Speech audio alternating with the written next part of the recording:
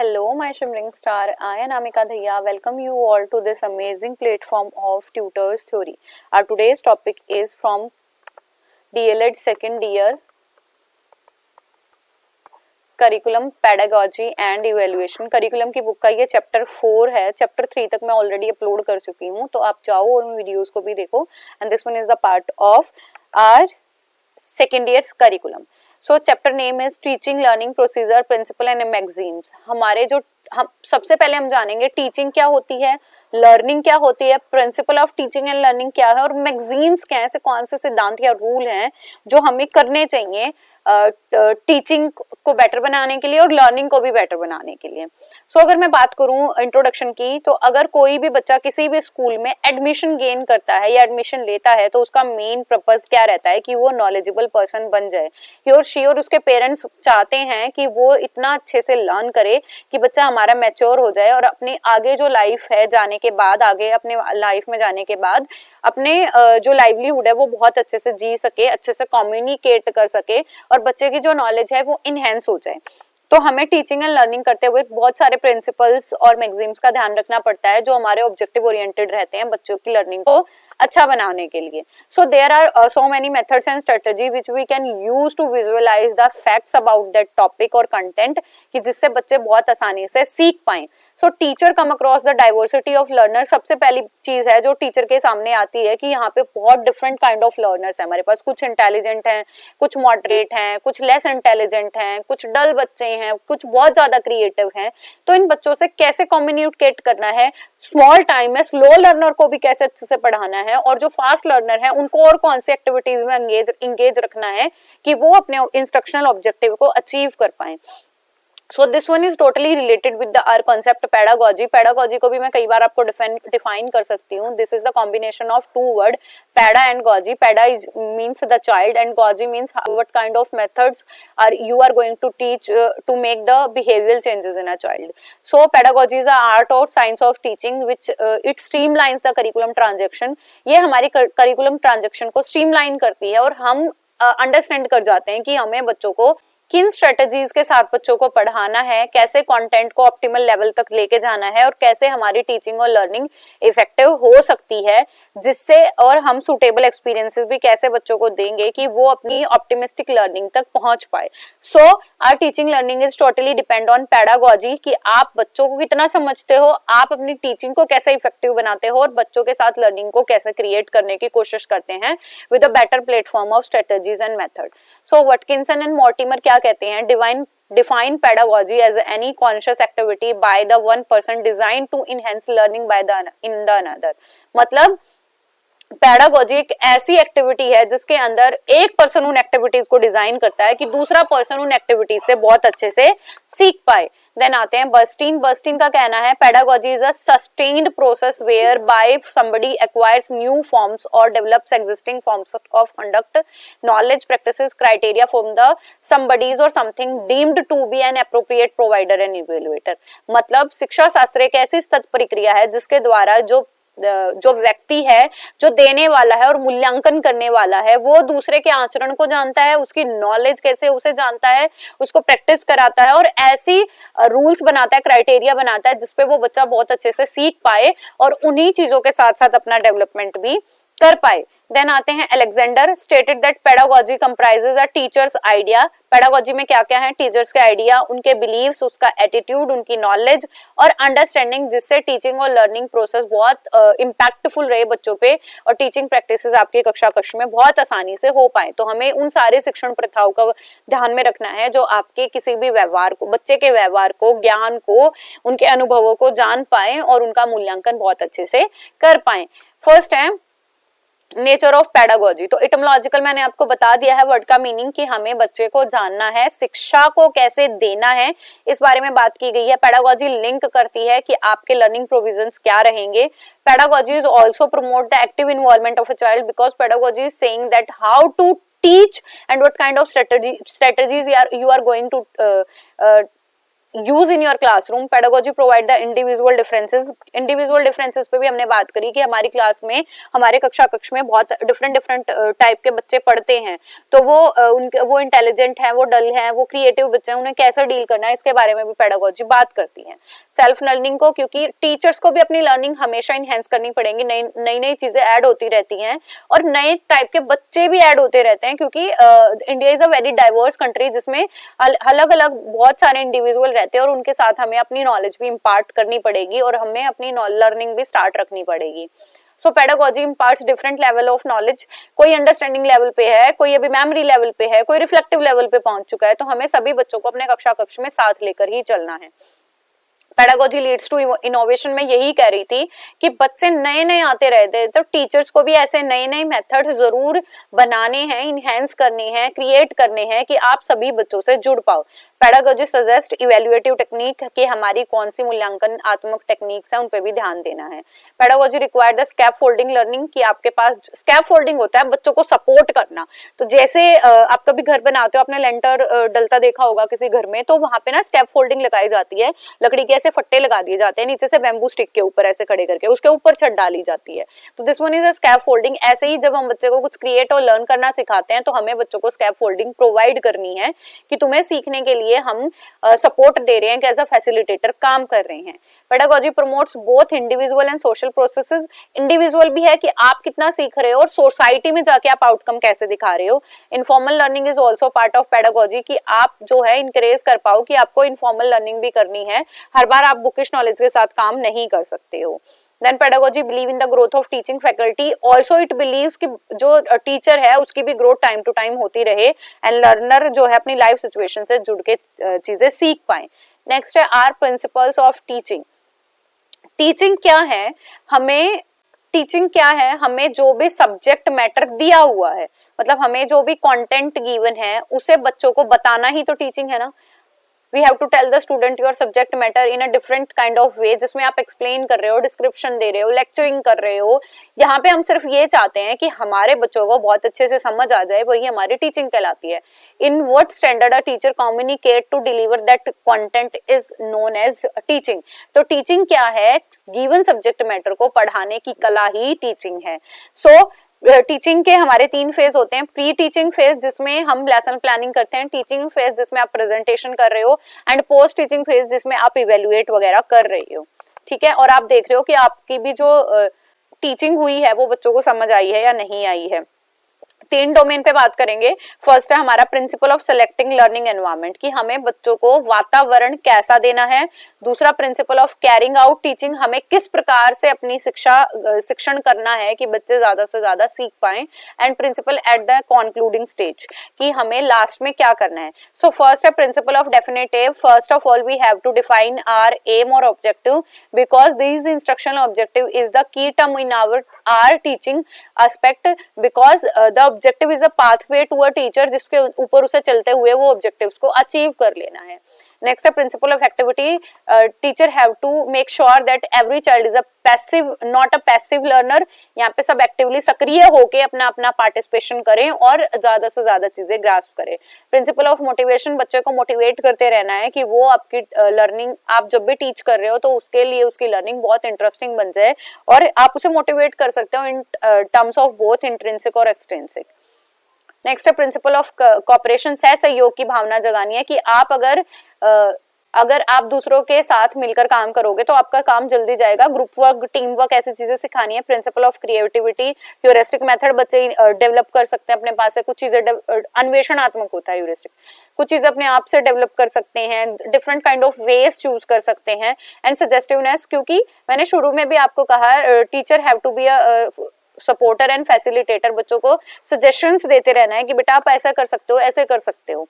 Next principle of progressiveness, अगर आपका बच्चा एक्सेल कर रहा है दैट डजंट मीन कि वो एक लेवल पे पहुंच गया है यहाँ से तो आप वो रोक दोगे नहीं, आप उसको और डेवलप कराने की कोशिश करोगे। Then principle of individual differences, you have to make sure that you are going to connect with each and every student, चाहे उसको कितना भी समझ आता है, चाहे वो कितना इंटेलिजेंट है, चाहे कितना डल है। ऐसा नहीं है कि आप स्लो लर्नर को इग्नोर कर दोगे, या फिर आप जो बहुत फास्ट लर्नर हैं आप उन्हें भी इग्नोर करोगे कि तुम्हें तो आता है बैठ जाओ। ऐसा भी नहीं करना है। We have to focus each and every student in our classroom and principle of change and rest. We have to change every time which means stimulus variation. आपको कक्षा कक्ष में पढ़ाते हुए भी वेरी करते रहना है और बच्चों की नॉलेज को भी वेरिएशंस देनी है। और रेस्ट का मतलब है कि आप कुछ एक समय भी दो, बच्चे उस पर सीखें। देन है principle of self expression which means that कि बच्चों को सेल्फ एक्सप्रेस करने का, क्वेश्चन पुट करने का, डिस्कशन करने का, डिबेट करने का भी मौका हमें देना है। प्रिंसिपल टू प्रॉम्प्ट फीडबैक कि बच्चे जो हैं अगर फीडबैक आपको प्रोवाइड कर रहे हैं, जैसे ही आप इवेल्युएशन करने लगे हो तो आप उन पे भी बात कर सको कि आप कैसे बच्चे जो है प्रमोट कर पाए हम उन बच्चों को, कि अगर आपने आंसर दिया है तो मतलब मेरे कहने का मतलब है नेगेटिव तो बच्चों के साथ कभी नहीं रहना है, रीइंफोर्स करते रहना है बच्चों को। आप कैसे भी रीइंफोर्स कर सकते हो, वर्बली बोल सकते हो कि यस वेरी गुड शाबाश, ऐसी चीजें हम बच्चों को कर सकते हैं जिससे कि आपको भी आपके टाइम पे फीडबैक मिलता रहेगा और बच्चे जो है आपकी क्लास में इंगेजिंग रोल प्ले करेंगे। नेक्स्ट है are maxims of teaching. There is a not much difference between a principle and maxims. Maxims क्या होते हैं? ये रूल्स एंड रेगुलेशंस हैं जो किसी जनरल फॉर्मूले के साथ आपको स्टार्ट करके अचीव करते रहने and you have to be follow on that. So proceed from concrete to abstract. Concrete का मतलब है आपके सामने जो भी गिवन चीजें आपको प्रोवाइडेड करी गई हैं, जैसे मैं ये कहूं कि दिस पेन और is in hard in nature, तो बच्चे उसे दबा के देख रहे हैं कि साइज शेप चेंज तो नहीं कर रहा है। तो इसके बाद में एक जनरलाइजेशन तक, एक स्टेटमेंट तक पहुंचूंगी। तो पहले हमें ऐसी चीजें दिखानी है जो मूर्त हैं और उसके बाद हम अमूर्त चीजों तक चलेंगे। Then principle for particular to general, पहले छोटी छोटी चीजों के आप बताओ, पर्टिकुलर चीजों के स्पेसिफिक चीजों को बताओ एंड देन आप जाओगे किसी जनरल स्टेटमेंट पे। एंड देन आता है proceed from known to unknown. जैसे हमें कोई प्रॉब्लम भी सॉल्व करनी होती है तो हमारे पास जितना डाटा होता है गिवन हम उसे लिख लेते हैं एंड जो हमें फाइंड आउट करना होता है हम उसकी तरफ बढ़ रहे होते हैं। तो आप पहले नोन क्वांटिटीज को कलेक्ट करोगे एंड उसके बाद अननोन की तरफ जाएंगे। नेक्स्ट है proceed from simple to complex. जैसे हमने प्रोग्राम लर्निंग करी थी वैसे ही हम क्या करेंगे, हम चीजों को तोड़ तोड़ कर छोटे फ्रेम्स बना के बच्चों को इजी चीजें पहले सिखाएंगे and then we take our student to the simple to complex kind of criteria. Next आते हैं proceed from the psychological to logical. पहले जो पहला स्टेप है किसी टीचर के लिए, we have to connect from the psychology of a child and then after that we have to be more logical with the student. Proceed from the empirical to rational. Empirical होता है कि हमें एक ऐसा data बच्चों को देना है या बच्चों को इन्फॉर्मेशन कलेक्ट करने को बोलना है जिसमें बच्चे अपनी सेंसेस यूज करके टीचर से कनेक्ट कर रहे हैं and then we go for the rational की जिसमें बच्चा सिर्फ थिंकिंग प्रोसीजर लगा के चीजों को सीख रहा है। Proceed from the whole to parts. पहले आप पूरी चीजें सिखाओ, पहले आप सिखाओ सर्कल क्या होता है, पहले आप सिखाओ ट्रायंगल क्या होता है, देन आफ्टर दैट आप जाओ कि आपको ट्रायंगल का एरिया कैसे निकालना है, ट्रायंगल का पेरीमीटर कैसे निकालना है, ट्रायंगल की लेंथ कैसे आप फाइंड आउट करोगे, हाइट कैसे फाइंड आउट करोगे, डिफरेंट काइंड ऑफ ट्रायंगल क्या है। तो we have to tell about the whole of that quantity and then we go to the parts of the quantity. Then है principle from near to far। पहले ऐसी चीजों से बच्चों को इंगेज करेंगे जो बच्चों के बिल्कुल पास है। इसीलिए अगर मैं ईवीएस करिकुलम की बात करूं तो छोटे बच्चों को या किसी भी करिकुलम की बात करें तो हम छोटे बच्चों को क्या चीजें सिखाई जाती है, फैमिली सिखाया जाएगा, माई सेल्फ सिखाया जाएगा, प्लांट्स के बारे में सिखाया जाएगा। आफ्टर दैट हम बच्चों को हेवनली बॉडीज की चीजें सिखाते हैं या कोई डिजास्टर मैनेजमेंट सिखाते हैं। तो we have to go for the near to far, पास से दूर की चीजें सिखाओ। Then proceed from the real to representative. पहले रियल चीजें दिखाई जाती है बच्चों को। छोटे बच्चे होते हैं तब उन्हें ये नहीं बोल दिया जाता कि आपने कभी देखा होगा, यू कैन इमेजिन। हम बड़े बच्चों को ये बोल सकते हैं कि आप गूगल कर सकते हो या आपने कभी सुना है, कभी देखा है। तो हमें पहले रियल इंस्टिंक्ट बच्चों में जो है जागृत करनी है, उसके बाद हम उनकी रिप्रेजेंटेशन कर सकते हैं। ठीक है, तो these are the maxims. Then आते हैं हमारे concept of teaching and learning. अब तक आपको समझ आ गया होगा कि टीचिंग क्या होती है। एक ऐसी एक्टिविटी होती है जिसके अंदर आप बच्चों को सिखाने का काम कर रहे हो। आप बच्चों को जो भी कंटेंट आपके लिए गिवन है, आपको स्पेसिफिकली गिवन है, उसको कैसे पढ़ाना है, कैसे बताना है with that explanation and with that strategies, with that TLMs, totally non your teaching. And teaching is meaningless without learning and learning is also meaningless in the formal setup. पर learning हमारी लाइफ लॉन्ग चलती रहती है। तो ऐसा नहीं है कि अगर आप कक्ष में जाके नहीं पढ़ोगे तो आपकी लर्निंग होगी नहीं। We have to ask different person about the meaning and teaching. So teaching क्या है? A set of beliefs, principle और idea about the nature of learning which is translated from into the classroom. कक्ष में बताए जाने वाले सिद्धांत, विश्वास और प्रकृति के ऐसे विचार जो हम किसी समूह को समझाने जा रहे हैं, वो हमारी टीचिंग है। The action of a person who teaches, ये उस पर्सन का कोई एक्शन है जो टीचेस पढ़ाने जा रहा है। एंड इम्पार्टिंग नॉलेज और स्किल, किसी प्रकार का ज्ञान और कौशल प्रोवाइड करना। A profession that can yield something amazing when the right ideas and beliefs are implanted in a classroom. जब आप जो है सही विचार और सही विश्वासों को लागू कर देते हो अपने कक्षा में, तो वो जो आपको परिणाम मिलता है वो आपकी टीचिंग ही होती है। It is a process of carrying out the activities experience which is effective to student to learn, जिसके अंदर बच्चे अपना ज्ञान जो है अर्जित करना सीखें, वही हमारी टीचिंग होती है। It is a complex many phases activity often require them to judge multiple task or goal because teaching is not a simple task। ये बहुत कॉम्प्लेक्स है। आपको प्री प्लान फेज देखनी है, आपको कैरिड आउट फेज देखनी है, प्रेजेंटेशन फेज देखनी है, और आपको इसके बाद की पोस्ट फेज भी देखनी है, जिसमें आप बच्चों को फ्लेक्सिबल होकर काम कराओगे। And we have the diversity of learner, कि उनको कैसे पढ़ाना है, कैसे उनसे डील करना है, इनके बारे में भी जानेंगे। सो डेफिनेशन ऑफ टीचिंग की बात करूं, teaching is a task of a teacher which is performed for the development of child.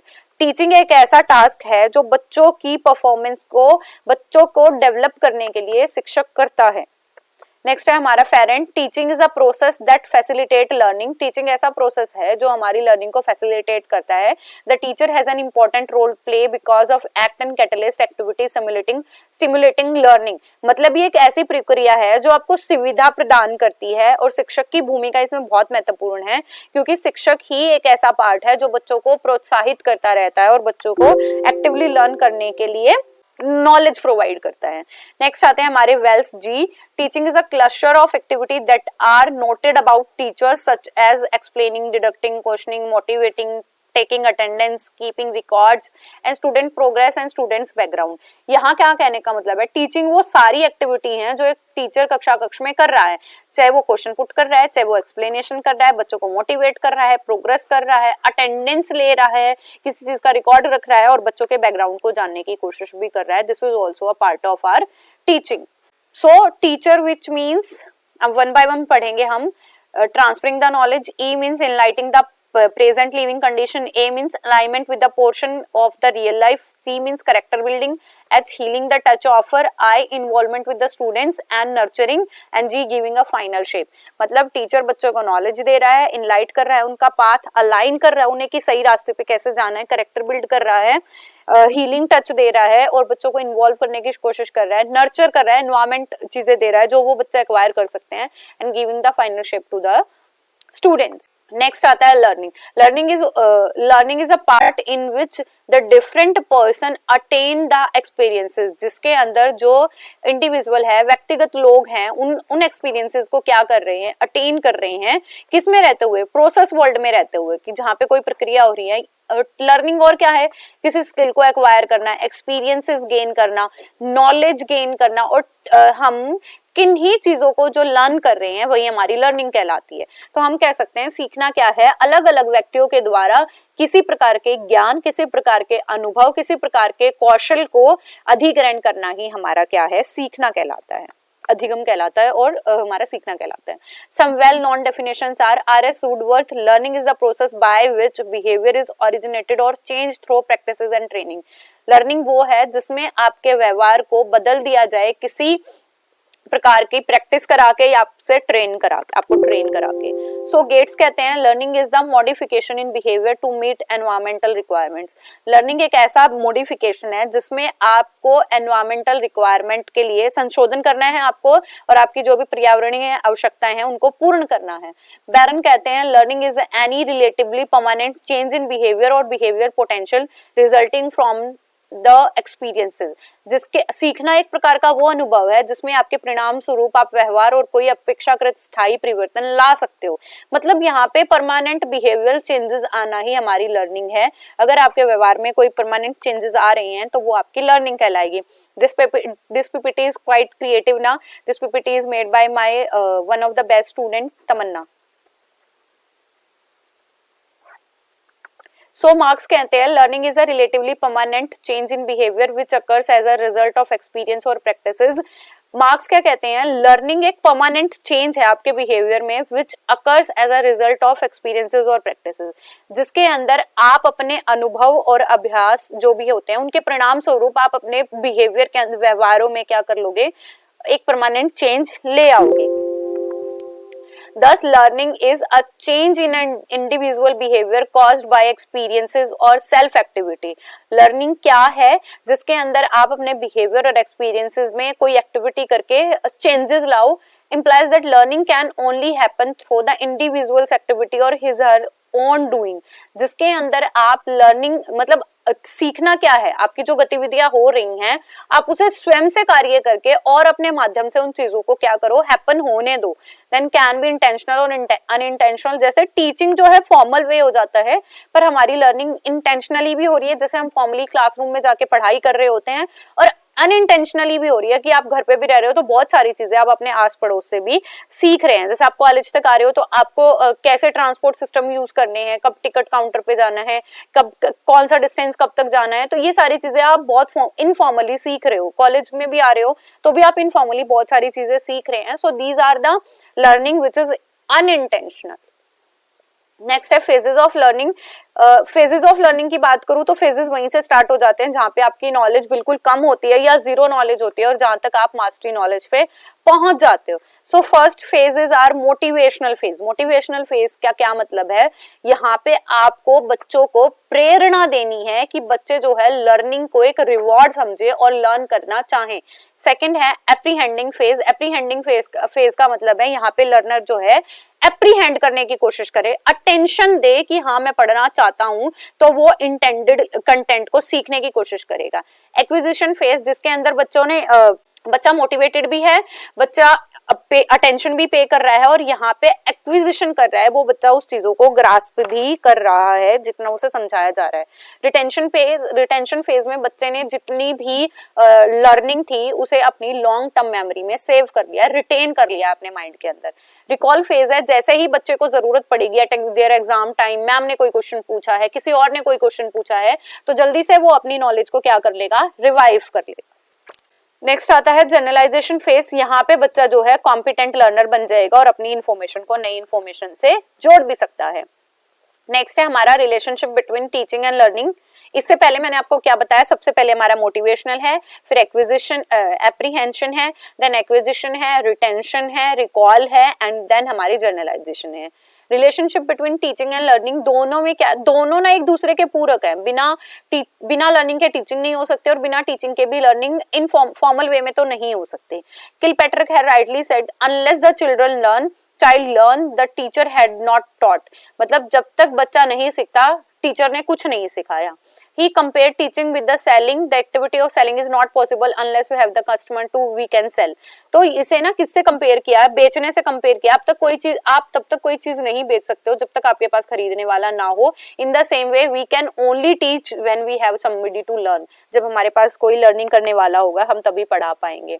तो दोनों टीचर और टीचिंग और लर्निंग दोनों एक दूसरे के क्या हैं, दोनों एक दूसरे के सप्लीमेंट्री हैं, दोनों एक दूसरे को पूरक करते हैं और दोनों की वजह से मतलब टीचिंग की वजह से और लर्न करने की वजह से बच्चे में क्या है, बिहेवियरल चेंजेस आते हैं और टीचिंग जो है रिजल्ट करती है। And teaching and learning is a life long process, but teaching हमारी फॉर्मल वे में हो सकती है। So both are the sides of a coin. Then आते हैं William H Burton has made an attempt to investigate the relationship between teaching can be made effectively by relating the learning. अगर आप teaching को learning से जोड़ देते हो तभी आपकी जो लर्निंग है वो इफेक्टिव बनेगी।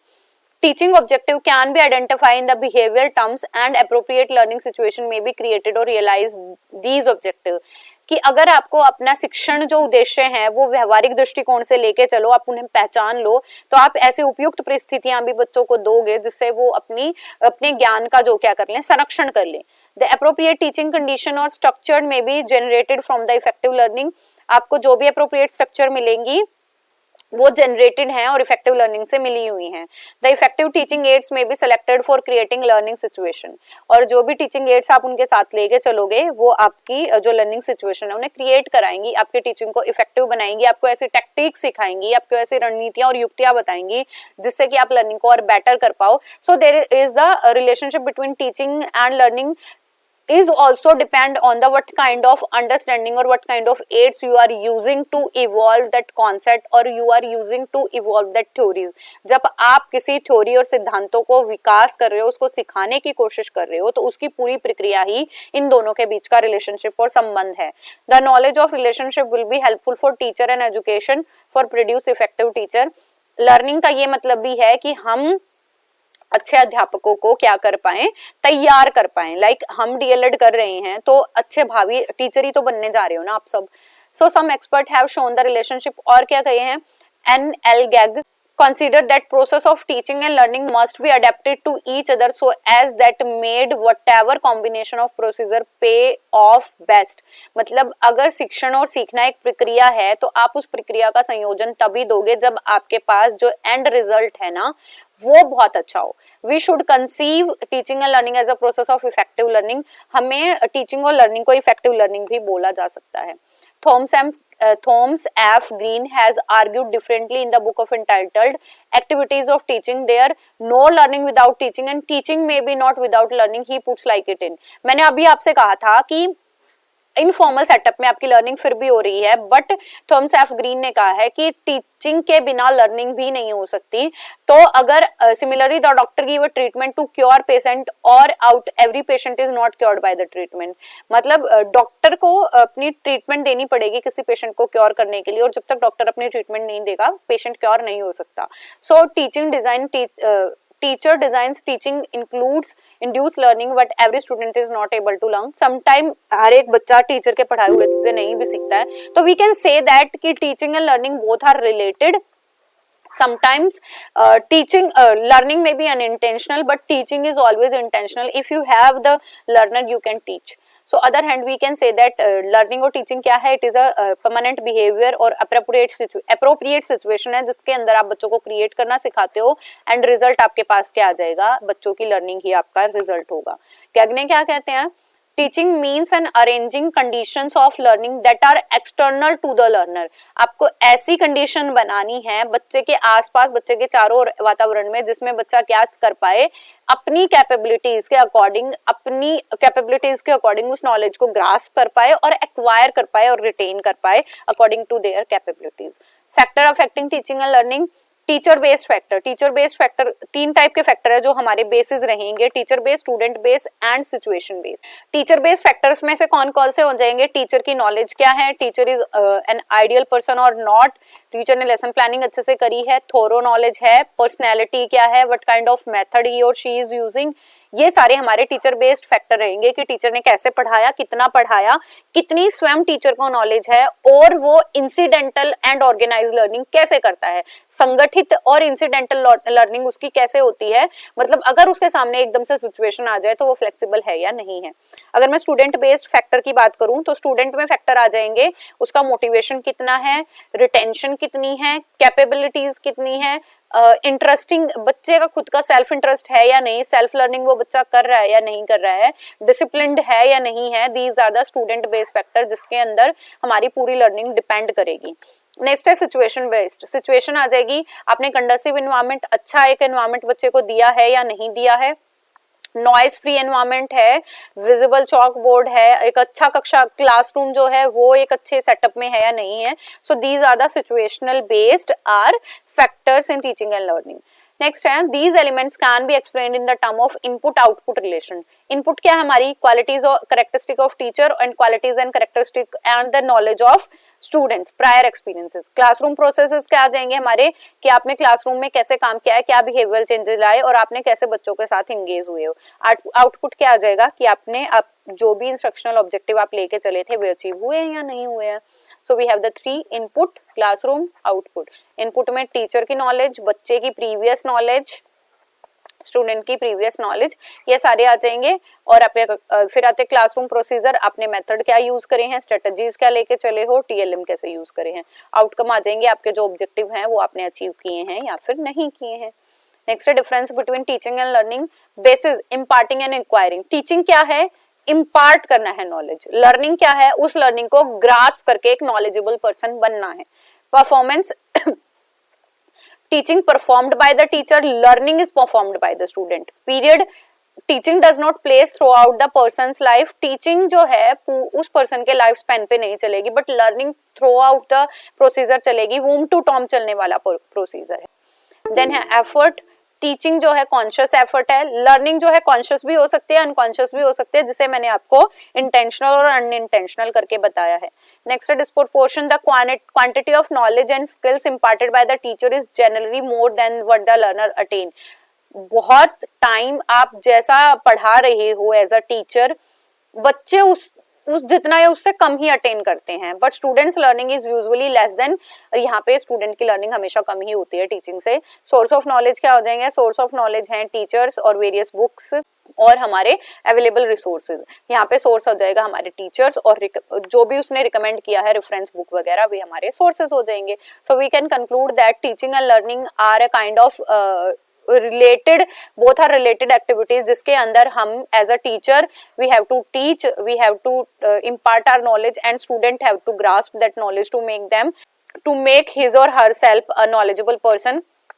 टीचर्स के रोल हैं सपोर्टर, स्कैफोल्डिंग देना, फैसिलिटेटर देना, एक रिसोर्स पर्सन की तरह एक्ट करना और एक आइडियल पर्सन की तरह और एक्ट करना जिससे कि बच्चे कनेक्ट हो पाएं और ज्यादा से ज्यादा अच्छी लर्निंग कर पाएं। So it is all about our chapter, this chapter, teaching and learning, their principles and maxim. If you have any kind of query, then you can comment down. I will surely reply in the next video. If you are finding my videos are informative, then do like, comment, share and subscribe my YouTube channel. Keep going, keep growing and keep learning, my dear students. Bye. Take care.